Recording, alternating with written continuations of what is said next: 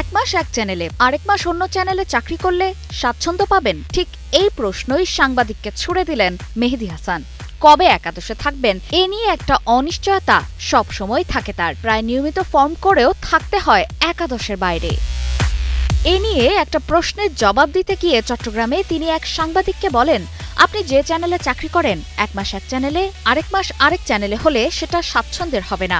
একই জিনিস আমার ক্ষেত্রেও, কিন্তু চেষ্টা করছি, ভালো হচ্ছে।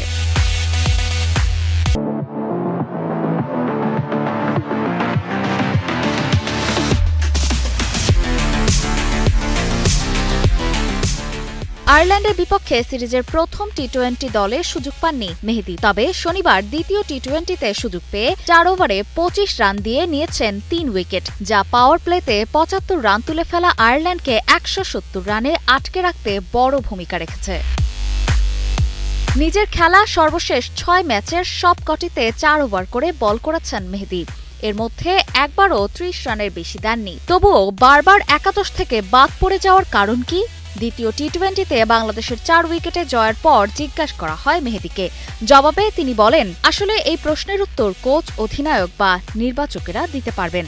আমার কাজ হচ্ছে খেলা। অপর্ণা বর্ষা, কালের কণ্ঠ।